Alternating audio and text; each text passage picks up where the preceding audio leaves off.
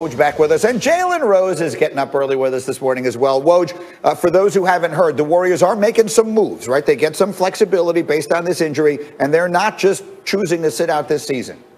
That's right, Greeny. They're finalizing a trade with Oklahoma City. They're going to bring in Kelly Oubre and his $14.4 million into a trade exception that they had. He'll cost the Warriors in salary and luxury tax $80 million next season. But certainly, maybe one of the best available wings. He came over to Oklahoma City from Phoenix in that Chris Paul trade, and he'll just move on to the Warriors. They're going to send a 2021 first-round pick to Oklahoma City. And so that gives them certainly a player who they could plug into the starting lineup, who can come off the bench, who can score the ball. But obviously, you're not replacing Klay Thompson. He's a Hall of Fame player and part of, with Steph Curry, the best backcourt in the NBA when they're healthy. For sure. So, Jalen, we look at the Warriors. It's Steph, it's Draymond, it's Wiggins, it's Wiseman, who they drafted, and now Kelly Oubre. What are they in the Western Conference? The Warriors are a team that's going to be scratching and clawing, Greeny, to try and make the playoffs. If you think about the trek of their greatness of making 5 straight NBA Finals, winning 3 championships, the latter 2 came when they added Kevin Durant. And that's because the Western Conference started to catch up. And when we start talking about the top players in the league, I think people should now put some respect on Klay Thompson's name, because I've always described him as one of the top 12 or 15 players in the league. Just think about this. He's a 5-time All-Star. He's an all-defensive player. He has the NBA record for most threes in a quarter, most points in a quarter, Greeny. Like, this guy is so effective, so efficient, and so low maintenance. He scored 60 points in a basketball game and only dribbled 19 times. And why does that matter? That means other people around him are able to facilitate. Draymond Green is still able to get off. Steph is able to do his catch and shoot. You want to add KD? Fine. He'll still find a way to blend in. And then sometimes when it mattered the most for the Warriors, Game 6 Klay, that's a real thing. That's a real thing. If it wasn't for Game 6 Klay, KD probably never even joins the Warriors. I love Kelly Oubre. He's one of those guys that always look deeper into the box score. And I was scratching my head that the Wizards let him go. He was a 19-point scorer last year. He's going to give him competitiveness. He's going to give him toughness. But when you look at the landscape of the Western Conference, there's so many elite players. There's so many franchise caliber guys that I just believe if the Golden State Warriors make the playoffs, it will be a first-round exit once they got in. So, yeah, I'm with you on all of that. And Thompson is so clutch. All right, it's a terrible loss. It's a terrible story. Meanwhile, Woj, the Gordon Hayward thing is fascinating. What happened yesterday with Boston, and what does his future look like?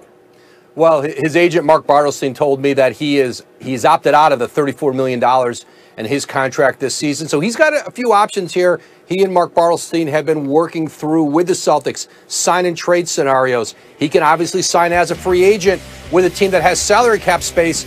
There are a lot fewer of those, and they're not all maybe teams that kind of fit where Gordon Hayward is in his career. But, the sign and trade route where he can get an extension, Boston can get some players back that match up to his money, that's going to be continued to be discussed today. Indiana's a team that has had interest. We know Gordon Hayward's from Indianapolis. I know that scenario is one that appeals to him. But I think for Hayward, he's going to try to find a place where he can get a long-term deal. He was headed into the 4th year of that big free agent deal he had signed with the Celtics coming from Utah. What do you think, Jalen? Where should Gordon Hayward, where would he look best to you? Indiana. I played there almost 6 years, Greeny. That's where he grew up. I followed him when he played at Butler. And I think he'd be a great fit for the Pacers. You pair him with Victor Oladipo and Malcolm Brogdon. The Pacers have always been one of those teams in the East, just like the Portland Trail Blazers in the West. And this is why I was disappointed they fired Nate McMillan. That when you look down at the standings, you're like, wait a minute, the Pacers are in 4th? They always seem to outplay expectations. And so Gordon Hayward coming off an injury, returning to the Celtics, he was actually effective. But when you have Jaylen Brown and you have Jason Tatum and Marcus Smart and so many, and Kemba Walker, it's just not enough basketballs for Gordon Hayward, a guy that can create off the dribble, playing pick and roll, and has been an all-star in this league and a 20-point scorer. Jalen Rose again, Jalen and Jacoby this afternoon, and then Adrian Wojnarowski tonight. You see it on your screen, a little over 8 hours away from free agency getting underway in the NBA. Woj will have all the stories as always. Guys, have a great day. More football as we go.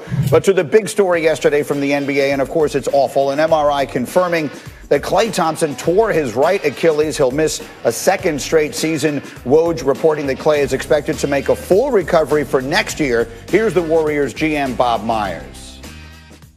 I can't sit here and say I feel good. I have confidence in our players. I have confidence in our coaches. I have confidence in our ownership. And we're going to keep moving. We're never going to stop. But to be truthful, this hurts. It hurts me, and I know it hurts our organization. Well, look, and Vegas is acknowledging the obvious, just not as much of a championship threat. According to Caesars Sportsbook by William Hill, the Warriors' chances of winning the title go from 8-1 to 20-1, and the odds to make it out of the West have doubled as well. And so we bring in Woj and Tim Legler here for some reaction to this. And Woj, we start with you. What more are you hearing from the Warriors about Klay's injury and their expectations for their season? Well, as Bob Myers said, there's great disappointment. He went through, a really rigorous rehab to come back. He was just playing pickup in Southern California like guys do, getting ready for training camp, and the injury hits him. So the Warriors have gone out. They're finalizing a trade for Kelly Oubre with Oklahoma City. They have a trade exception from the Andre Iguodala trade that expires on Monday. They'll absorb $14.4 million of Oubre's deal. They're going to send a 2021 protected first-round pick to OKC. Now, you talk about commitment, with an organization to try to keep going. Think about this.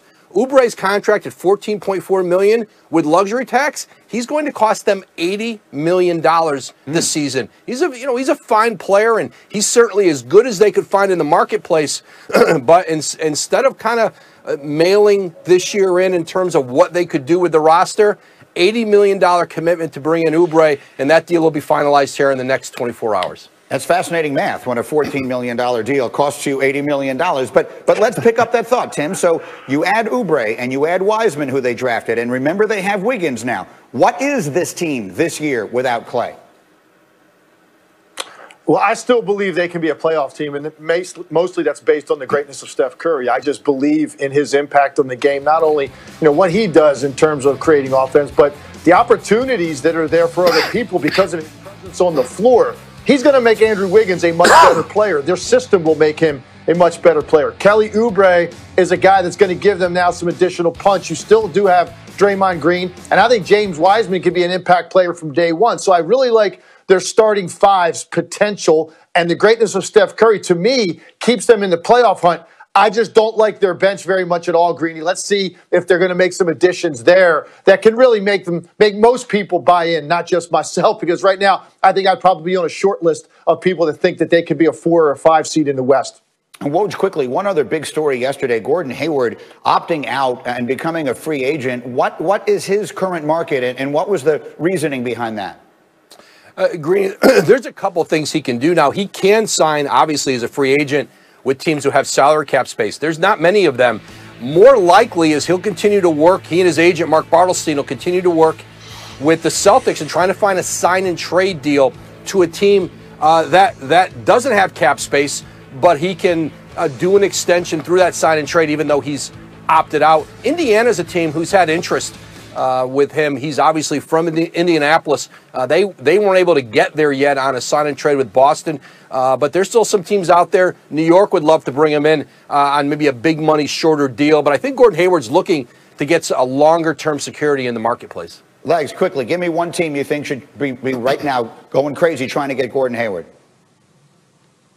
I look at the Western Conference. I think there are 3 teams. Utah, Denver, and Phoenix, for me, would be 3 teams that would be very interesting for Gordon Hayward. They need help at that position. He still wants to be a starter, and all of those teams are different levels of interest depending on how you look at them as playoff teams. Phoenix obviously on the rise now with Chris Paul.